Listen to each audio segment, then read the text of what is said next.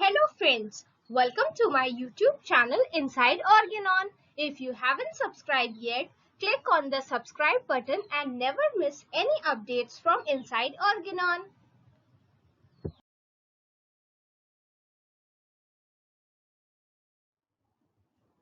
So friends, today's topic is case taking. Case taking क्या होती है? तो अगर हम case taking की definition देखें, तो case taking is a unique art of getting into conversation, observation and collecting information from the patient as well as from bystanders to define the patient as a person and the disease. तो case taking जो होती है वो हर इंसान की, हर individual की अलग अलग होती है और केस टेकिंग के दौरान एक फिजिशियन अपने पेशेंट के साथ कॉन्वर्सेशन में जाता है, उसे ऑब्जर्व करता है, उसके सिम्टम्स को ऑब्जर्व करता है, कुछ इंफॉर्मेशन उसे पेशेंट से मिलती है, कुछ सिम्टम्स उसे उसके साथ आए हुए लोगों से मिलती है यानी कि बाय स्टैंडर्स से मिलती है और वो सारी इंफॉर्मेशन कलेक्टिवली फॉर्म करती है टोटलिटी ऑफ सिम्टम या पोर्ट्रेट ऑफ डिजीज और जो कि फाइनली हमारी हेल्प करता है रेमेडी सिलेक्शन में, होम्योपैथिकली सूटेड रेमेडी के सिलेक्शन में। और जो ये केस टेकिंग है, इसके मिले हुए हमारे जो सिम्टम्स होते हैं वो एक पेशेंट को डिफाइन करते हैं, एक डिजीज को प्रॉपरली डिफाइन करते हैं, पर्सन की इंडिविजुअलिटी का पता चलता है हमें उससे और हमें बहुत अच्छे से पता है कि होम्योपैथिक रेमेडी सिलेक्शन में केस टेकिंग एक रोल प्ले करता है। Friends, case taking aphorism number 83 to 104 में डिस्कस किया गया है, तो हम एक एक करके इन सारे एफोरिज्म को ध्यान से पढ़ेंगे।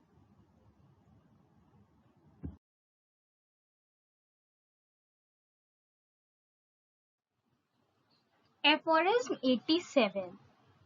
फ्रेंड्स, आज हम देखते हैं कि एफोरिज्म 87 में डॉक्टर हैनेमन क्या बताना चाहते हैं।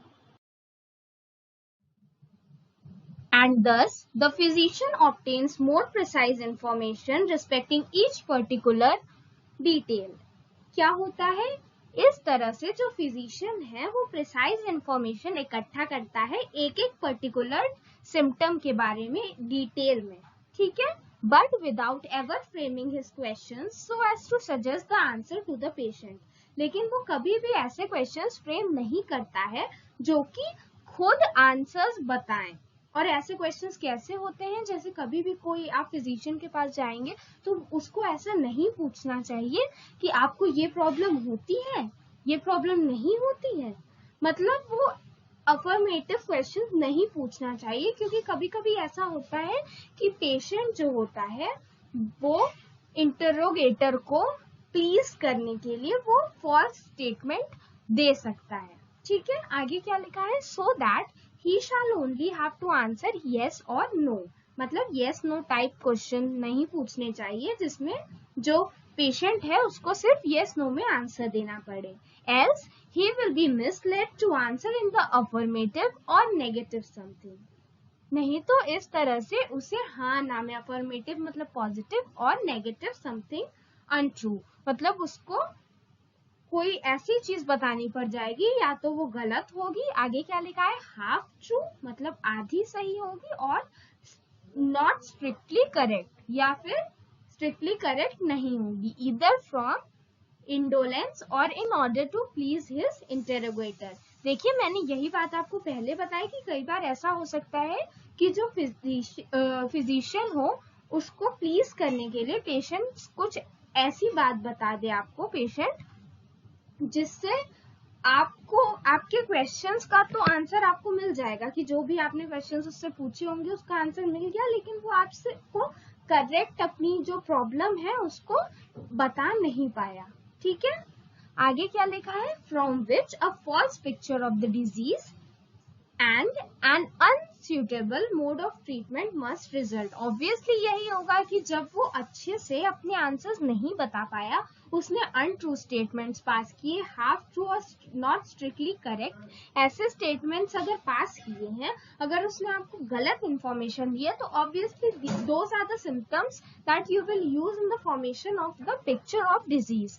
तो उसके हेल्प से आप कभी भी एक true picture, true portrait of disease नहीं बना पाओगे। आपकी जो पिक्चर है डिजीज की वो फॉल्स बनेगी और उसके बाद ये एक अनसूटेबल मोड ऑफ ट्रीटमेंट होगा, क्योंकि रेमेडी भी गलत ही सेलेक्ट होगी। फ्रेंड्स देखिए यहाँ पे पेशेंट जो लिखा है, so as to suggest the answer to the patient, इसके ऊपर 1 सुपरस्क्रिप्ट में लिखा हुआ है, ये फुटनोट है। तो चलिए अब हम उसे डिस्कस करते हैं। For instance, the physician should not ask, was not this or that circumstance present? मतलब फिजिशियन को ये नहीं पूछना चाहिए किसी भी सिचुएशन में कि ऐसा होता था या ऐसा होता था, क्योंकि जो पेशेंट है उस टाइम उसके पास सिर्फ 2 ऑप्शन अवेलेबल रहेंगे और उसको उसी में से चूज करना पड़ेगा। और जरूरी नहीं है कि जो फिजिशियन सोच रहा है वही हो रहा हो पेशेंट के साथ। इसीलिए पेशेंट से ऐसे क्वेश्चंस पूछने चाहिए जिसमें वो खुल के आंसर दे पाए। क्लोज एंड क्वेश्चंस नहीं, ओपन एंडेड क्वेश्चंस पूछने चाहिए। आगे क्या लिखा है? He should never be guilty of making such suggestions which tend to seduce the patient into giving a false answer. मतलब उसे कभी भी ऐसे क्वेश्चंस नहीं पूछने चाहिए, ऐसे सजेशंस नहीं देने चाहिए जो कि एक पेशेंट को फॉल्स आंसर देने पे या फिर फॉल्स अपने सिम्टम का false account of symptoms express करने में हेल्प करे या फिर उसको सेड्यूस करे एक फॉल्स आंसर देने में या फिर फॉल्स अकाउंट देने में उसके सिम्टम्स का। ठीक है, तो हमेशा जो क्वेश्चंस पूछने चाहिए वो ओपन एंडेड होने चाहिए, ताकि जो पेशेंट हो उसको कोई जोर जबरदस्ती ना लगे कि उसे इन दोनों में से ही चूज करना है और जिसकी वजह से वो कोई गलत सिम्टम आपको कन्वे कर दे। ठीक, अब हम देखते हैं aphorism number 88।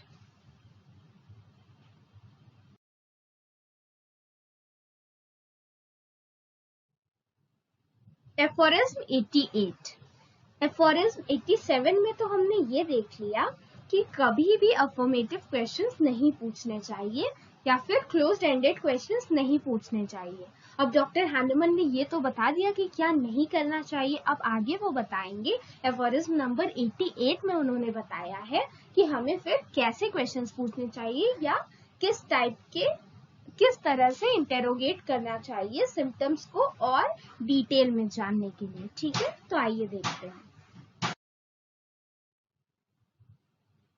If in these voluntary details nothing has been mentioned respecting several parts or functions of the body, अगर जो voluntary details बताई गई हैं पेशेंट के थ्रू उसमें कुछ भी सेवरल पार्ट्स या फिर फंक्शंस ऑफ द बॉडी या फिर उसकी मेंटल स्टेट के बारे में डिटेल में डिस्कस नहीं किया हुआ है, ठीक है, फंक्शंस ऑफ द बॉडी और his mental state, the physician asks what more can be told in regard to these parts. तो फिजिशियन उस पॉइंट पे पूछता है, जब फिजिशियन को अच्छे से सिम्टम्स नहीं मिले हैं तो ऐसी कंडीशन में वो फिर से पूछता है कि इस रिगार्ड में इस पॉइंट पे और क्या बात बताई जा सकती है, एंड दीज फंक्शंस और the state of his disposition और mind.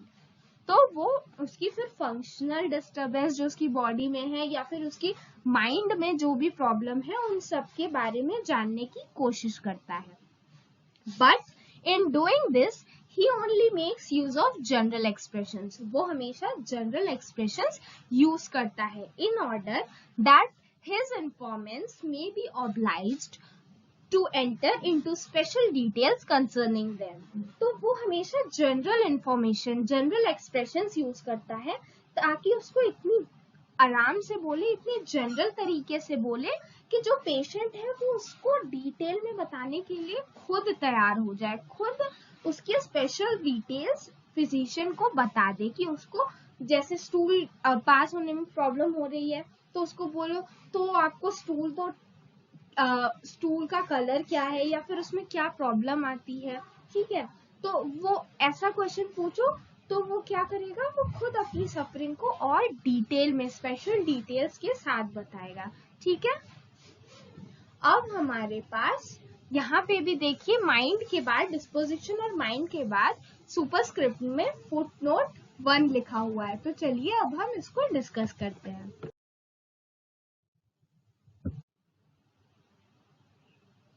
For example, what was the character of his stools, मतलब ऐसे क्वेश्चन जैसे उसके स्टूल का कैरेक्टर क्या था।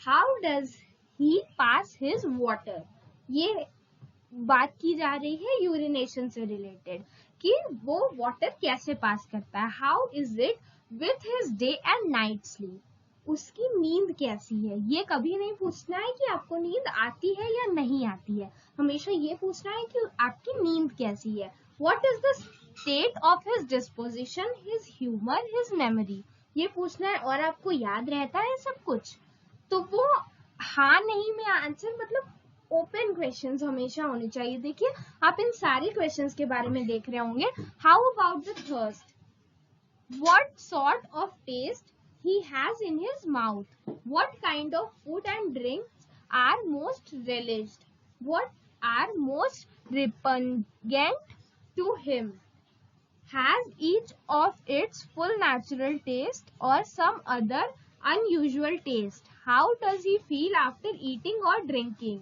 has he anything to tell about the head, the limbs or abdomen। तो इसमें ये किसी भी क्वेश्चन में ऐसा क्वेश्चन नहीं है कि ये क्लोज एंडेड है जिसमें कि जो पेशेंट है आपका वो यस और नो में आंसर दे पाए। ये सारे ओपन एंडेड क्वेश्चंस हैं जिसमें वो आराम से अपनी सारी प्रॉब्लम आपको डिटेल में बताएगा। जैसे फॉर एग्जांपल हम इसमें एक क्वेश्चन लेते हैं कि हाउ अबाउट द थर्स्ट, आपको प्यास कैसी लगती है। तो वो आपको फिर प्यास के बारे में पूरी इंफॉर्मेशन बताएगा कि कम लगती है, ज्यादा लगती है, उसको गर्म पानी पीने में अच्छा लगता है, ठंडे पानी पीने में अच्छा लगता है। तो वो आपकी सफरिंग को, मतलब उसकी सफरिंग को पूरी डिटेल में बताएगा। तो इस हिसाब से उसकी जो पर्टिकुलर सिम्टम है उसकी स्पेशल कैरेक्टरिस्टिक आपको मिल जाएगी। इसीलिए डॉक्टर हैनेमन ने बोला है हमेशा ओपन एंडेड क्वेश्चंस पूछने के लिए, ना कि क्लोज्ड एंडेड, ठीक है।